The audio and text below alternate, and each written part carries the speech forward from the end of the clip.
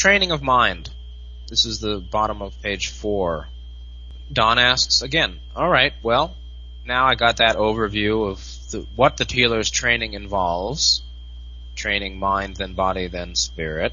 I got a little sense of what kind of work is involved in those 3 portions.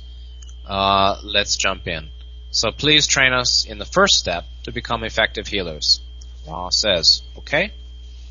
We shall begin with the first teaching, the training of mind, necessary for contact with intelligent infinity.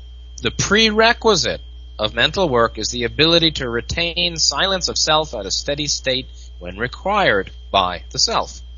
The mind must be opened like a door. The key is silence. The mind has a hierarchical construction, similar to geography or geometry, and the hierarchy of mind is quite regular, with various inner relationships. As to the concept of mental disciplines, it's first necessary to examine the self. The polarity of third dimension must be internalized. Where you find patience within your mind, you must consciously find the corresponding impatience, and vice versa. Each thought you have has in its turn an antithesis, which is a polarized opposite. Number 1, the disciplines of mind involve, firstly, identifying those things of which you approve and those things of which you disapprove within yourself. After this, you need to balance each and every positive and negative charge with its equal, with its opposite. Since the mind contains all things, you must discover this completeness within yourself. I've added the underlines and the italicizing here. The second mental discipline is the acceptance of the completeness of your consciousness. It is not appropriate for souls on the positive path in 3D to pick and choose among attributes, since this creates blockages, social roles, and confusion in the mind, which is already distorted in many ways. Each acceptance smooths a part of the many distortions that self-judgment creates. The third discipline of mind repeats the first, but looking outward towards others. There is completeness in the mind of all souls. Ra doesn't use the term souls. I apologize. It's in the mind of all others, of all beings. So it is important to understand each balance in each person you meet. When you view patience, the practice is to mirror patience. When you view impatience, it is necessary to understand impatience. We use this as just a simple example, but of course, most conditions of mind have many facets. Understanding the polarities of your own mind and the mind of others is a very subtle work. 4. The next step is the acceptance of the other person's mental polarities, which mirrors the second step, which is accepting your own. These are the first 4 steps of learning the mental disciplines. That involves observing the geographical and geometrical relationships and ratios of your own mind, the mind of others, the human mass mind, and the infinite or divine mind. in brackets. Yes, this is the most advanced work of the adept, at least in terms of the training. So, there you go. That's the first part. That's the most difficult part. That's the heaviest and longest part of the healer's training, which is the training of mind. And I will unpack it. And let's see how well we do. So, first point. The training of mind is the preparation or the goal of this training of mind, which is to become a healer, is the contact with intelligent infinity. So let's keep that in mind, which is steady, conscious contact with intelligent infinity. No mean feat. The prerequisite of mental work, the training of mind, which is mental work, the prerequisite is the ability to retain silence of self at a steady state when required by the self. Now this means you can sit down and have a silent mind, period. Now that is normal. That is what is developed by concentration meditation, like breath mindfulness. That's normal. That's what it's done. And, what's the purpose of taking a vacation to Honolulu, or Polynesia if your mind is running and running? And so it's a very famous Buddhist understanding that, well, he may be sitting there, but his mind is running. So sitting in meditation is not for the purpose of stilling the body, but stilling the body is for the purpose of stilling the mind. And stilling the mind, or learning how to be in silence at mind, which is the only true fulfillment or vacation, the only true pleasure, actually, is itself a prerequisite for doing mental work. And that mental work here is not so different in a sense than what deeper Buddhist insight meditation involves, which is to really examine all the states of mind, all of the skandhas, all of those heaps, examining the nature of body, examining the nature of sensation, perception, thoughts, consciousness itself, and seeing that it's impermanent, it's insubstantial, it's empty. So, this is a rarity among spiritual people, among New Age teachers, among channels, and among healers. How many you can't hear? Yeah, there you go. There's the silence of mind. You can't hear me. And so, this is, the work of know thyself. So first point is that mind has a hierarchical construction, geometry. That hierarchy is regular with various, related to the 7 tarot cards, the 21 major arcana of the tarot are considered the 7 archetypes established by the Logos, the creator of the solar system, related to body, mind, and spirit. The mind as hierarchy, meaning levels of mind and particular interrelationships, is somewhat explained by Ra in the 4th volume, talking about the archetypes. And in a simple way, you can think that, the surface of mind, think of it as a 3-dimensional kind of, like looking at meaning the training of mind, to understand what the mind is. First, we examine the self in the way of internalizing polarity experienced in 3D mind. Polarity of 3rd dimension must be internalized. This means that our experience of polarity, what we like and what we don't like, what seems to be black and what seems to be white, has to be internalized and then ultimately accepted and understood. That's the piece of work. So, finding patience within your mind, you consciously find the corresponding impatience, and vice versa. Meaning, right now I feel frustrated because our connection keeps getting lost. I would need to take a moment in stillness and silence and peace of mind, realize I could be patient too. There's patience in the mind too. It means love. You'll see this later in our seminar here, or in our reading through the PDF. One of their primary exercises, which is the corresponding antithesis to all distortion in the mind.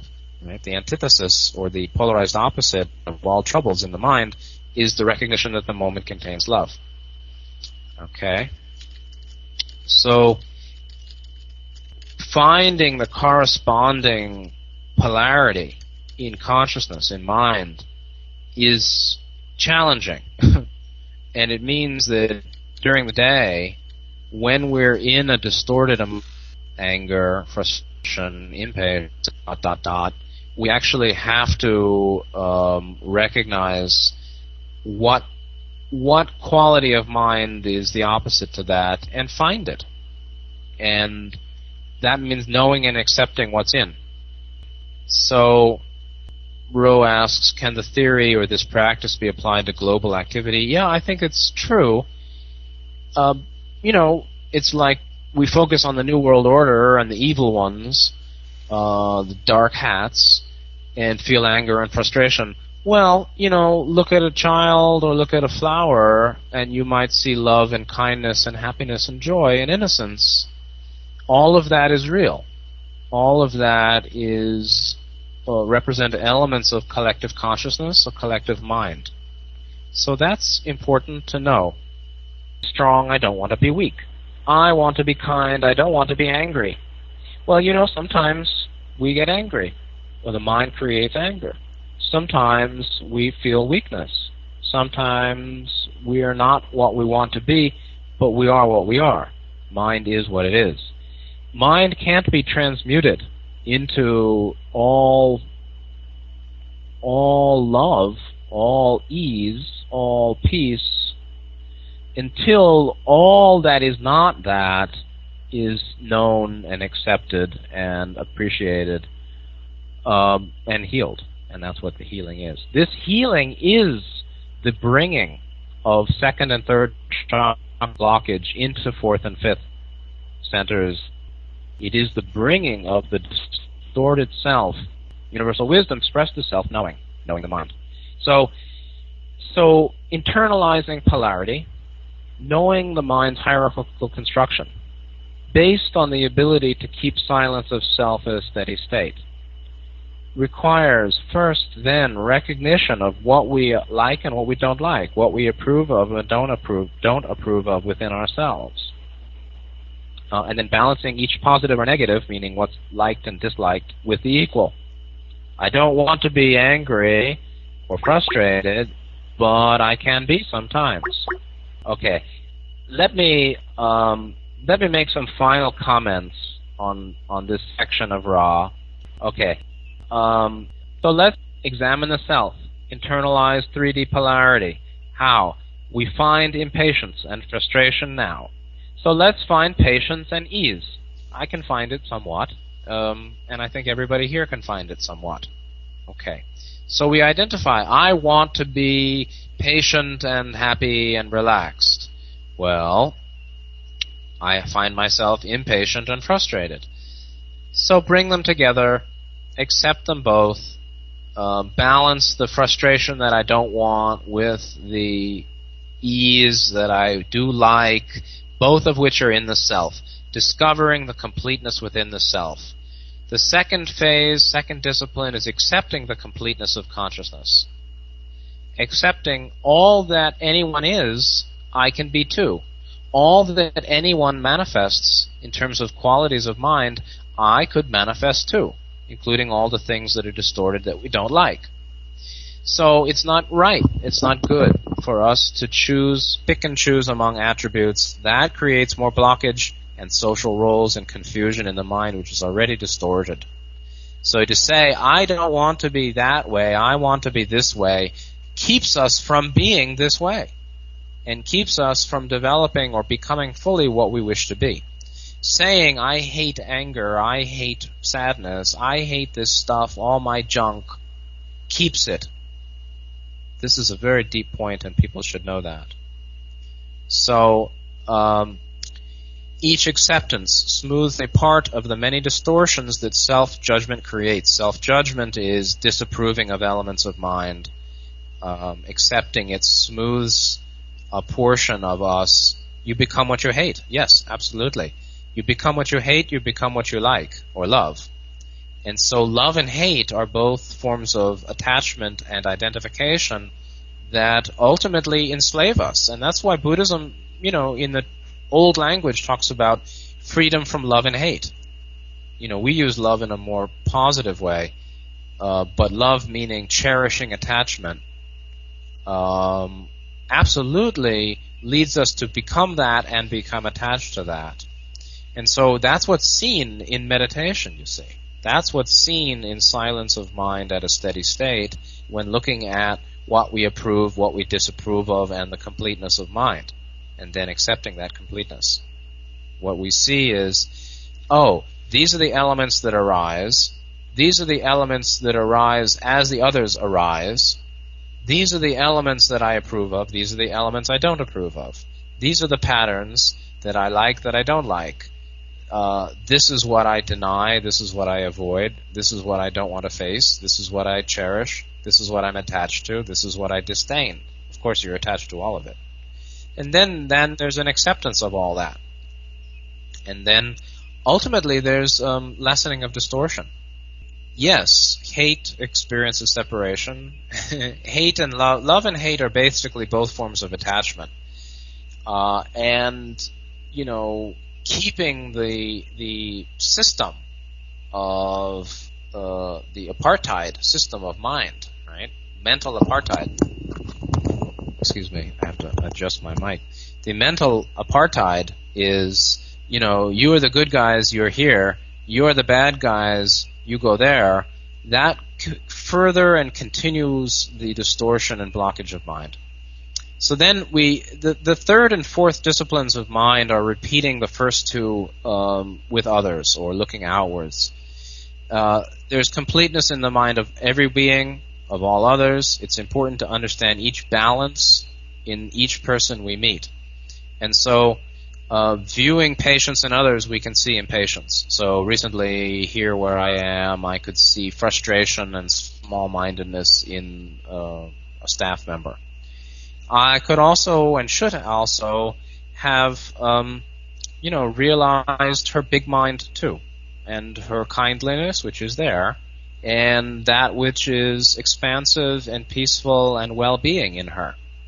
And in the Seth material they talk about that too, and in psychology they talk about that too, which is, don't pigeonhole people based on some portion of what they manifest, because that limits who they are in some ways with you, and it also limits how well we can appreciate their wholeness, and therefore what we bring forth with them.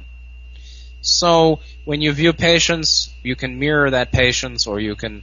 It's an interesting thing, actually. This is really delicate.